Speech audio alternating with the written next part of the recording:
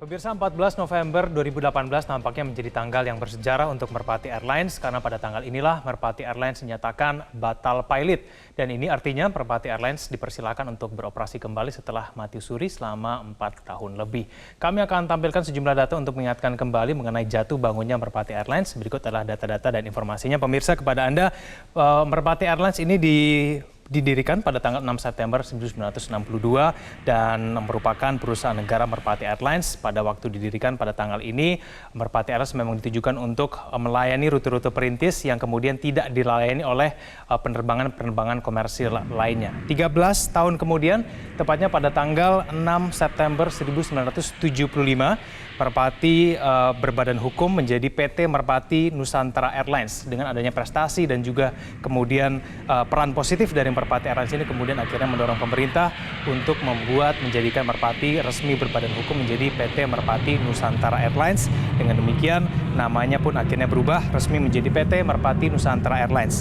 Kemudian sejalan dengan perjalanan waktu, Merpati Airlines kemudian sudah kembali bisa diandalkan. Bahkan pada tahun 1975 hingga 1978, Merpati Airlines bahkan melayani penerbangan haji. Namun demikian, setelah penerbangan haji tahun 1978, Merpati Airlines kemudian diketahui mengalami masalah keuangan. Pemasukannya kemudian tidak mampu mengimbangi pengeluarannya hingga kemudian pada tahun 2014, tepatnya pada tanggal 1 Februari, Merpati Airlines dinyatakan berhenti terbang karena masalah keuangan.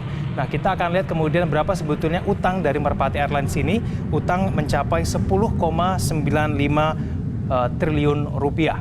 Ini kita lihat asetnya dibandingkan dengan utangnya, asetnya hanya sebesar 1,2 triliun rupiah dan kemudian ekuitasnya minus 9 triliun rupiah. Kalau kita rinci kembali, utang yang kemudian mencapai 10,95 triliun rupiah ini merupakan utang Merpati Airlines terhadap puluhan kreditur, dan kemudian contohnya ada Kementerian Keuangan yang kemudian utangnya mencapai 2,6 triliun rupiah, kemudian ada Bank Mandiri yang utang dari Merpati Airlines mencapai 254,08 miliar rupiah, dan kemudian juga ada utang kepada PT Perusahaan Pengelolaan Aset sebesar 964,98 miliar rupiah. Merpati Airlines bahkan diketahui juga masih memiliki hutang, sejumlah karyawannya yang di PHK juga belum dipenuhi hak-haknya hingga sampai saat ini. Dan kemudian setelah melalui beberapa proses persidangan, tepatnya pada tanggal 14 November 2018, PT Merpati Nusantara Airlines dinyatakan batal pilot. Ini didasari dari Pengadilan Niaga Surabaya yang menerima proposal perdamaian antara kreditur dan juga debitur berkaitan dengan penerbangan Merpati Airlines ini. Salah satu alasan yang kemudian akhirnya dinyatakan batal pilot adalah karena Merpati disebutkan akan mendapatkan suntikan dana dari investor sebesar 6,4 triliun rupiah dari PT Intra Asia Corpora. Nah, ini kemudian akhirnya membuat peluang bahwa sebetulnya Merpati Airlines ini nanti pada tahun 2019, tepatnya tanggalnya kita masih belum mengetahui karena ada sejumlah persyaratan yang harus dipenuhi, tapi kemudian ada peluang bahwa pada tahun 2019 ini Merpati Airlines bisa terbang kembali. Nah, kita cermati bahwa ada beberapa pernyataan yang kemudian disampaikan oleh Presiden Direktur Merpati Nusantara Airlines, yaitu Asep Eka Nugraha, yang menyatakan bahwa kalau nanti ketika tahun 2019 ataupun mungkin pada tahun-tahun berikutnya Merpati Airlines ini akan mampu terbang kembali, bahwa nanti konsepnya Merpati Airlines ini bukan low cost carrier atau LCC, dan kemudian akan memprioritaskan penerbangan ditujukan kepada 10 wilayah prioritas utama yang juga sejalan dengan pengembangan oleh pemerintah Republik Indonesia seperti Danau Toba, ada Belitung, ada kemudian Tanjung Lesung dan juga Gunung Bromo dan juga lain-lainnya.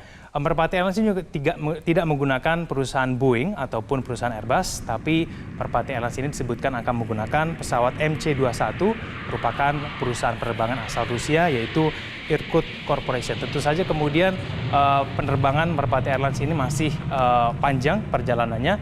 Kita kemudian akan berbincang lebih banyak nanti mengenai apa saja kemudian persyaratan dan juga hal-hal yang harus dipenuhi oleh Merpati Airlines sebelum akhirnya betul-betul mengudara. Kita akan nanti berdialog dengan Menteri Perhubungan Budi Karya Sumadi. Namun demikian saya akan memanggil dulu pengamat penerbangan yang sudah bersama kami di studio, ada Bapak Alfinli. Pak Alfinli, silakan, selamat pagi. Terima kasih telah hadir bersama kami di Metro Pagi Prime Time. Pak Alvin, sebelum kita akan lanjutkan diskusi, saya akan kemudian memanggil dulu Menteri Perhubungan yang sudah tersambung bersama kami di kediamannya, Pak Budi Karya Sumadi. Pak Budi, selamat pagi.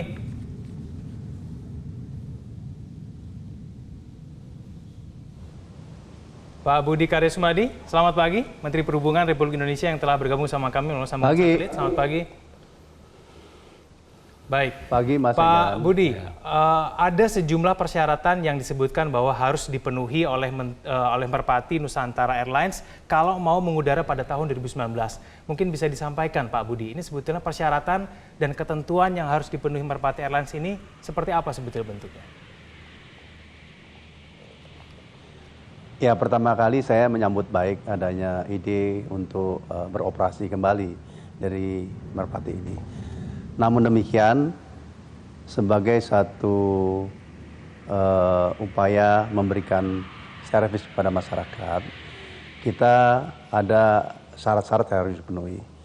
Tapi sebelum syarat ini dipenuhi, dari segi korporasi, memang itu domainnya BUMN, harus dilakukan restructure dan upaya-upaya legal yang harus mumpuni supaya legal korporasi tersebut memang cukup kuat untuk bisa beroperasi. Selanjutnya kita masuk pada sesi bagaimana operasi itu bisa dilakukan. Ada beberapa hal pokok yang harus dipenuhi. Pertama kali pasti berkaitan dengan bagaimana syarat-syarat operasi, terutama berkaitan dengan safety. Kita memiliki CASR, Civil Aviation Safety Regulation, di mana perusahaan penerbangan harus melalui kualifikasi secara korporasi. Setelah itu bagaimana kapal-kapal terbang itu harus kita sertifikasi satu persatu. Selain itu juga awak pesawat, kita juga harus lakukan sertifikasi masing-masing. Dan saya memang berpesan bahwa industri aviasi ini adalah industri yang baik tetapi sangat kompetitif. Artinya dibutuhkan satu syarat-syarat finansial, syarat-syarat safety yang punya konsekuensi, mendatangkan pesawat yang baik, punya kualifikasi, dan juga memiliki awak-awak pesawat yang punya kualifikasi. Secara umum juga organisasinya harus efisien, slim, ya. Tidak boleh ada suatu liability atau beban-beban tertentu bagi kegiatan operator airline ini. Singkat kata, satu sisi kami memberikan suatu sambutan yang baik, tetapi syarat-syarat tentang keharusan membuat kegiatan ini mengutamakan safety harus sangat diperhatikan. Baik, saya konfirmasi kepada Pak Alvin. Pak Alvin, mungkin tidak menurut Pak Alvin tahun 2019 Merpati mengudara kembali? Masih panjang perjalanannya. Pertama tadi persyaratan di dalam negeri sendiri, pendaftaran usaha, kemudian untuk mendapatkan izin, untuk mendapatkan AOC 121 itu harus mengoperasikan 10 pesawat. Dan dari 10 itu minimal 5 dimiliki sendiri. Nah, ini juga menjadi tantangan karena pesawat yang rencananya akan dioperasikan oleh Merpati, MC21, ini saat ini belum diproduksi. Masih dalam tahap uji terbang. Nah, uji terbang ini rencananya nanti tahun depan 2019 baru diproses untuk sertifikasi kelaikan tipe tersebut dari Rusia. Dan setelah itu baru dari Eropa. Nah, untuk pesawat tersebut dapat dioperasikan di Indonesia, itu harus dapat sertifikasi dari Indonesia. Ada proses lagi selanjutnya. Ada proses lagi. Dan rasa-rasanya sih mustahil Indonesia memberikan sertifikasi sebelum Rusia memberikan sertifikasi, kan? Negara pembuat memberikan sertifikasi itu. Nah, ini biasanya proses ini memakan waktu berapa lama, Pak Alvin? Proses itu bisa beberapa bulan, bisa setengah tahun, bisa juga lebih lama kalau memang semuanya sudah bagus, rapi. Sebab setiap komponen dari pesawat, setiap proses ini kan harus terdokumentasi. Kalau dokumentasinya rapi, bisa lebih cepat, kan. Tapi kalau kemudian dalam proses ujinya ini juga masih ada masalah, akan mundur lagi.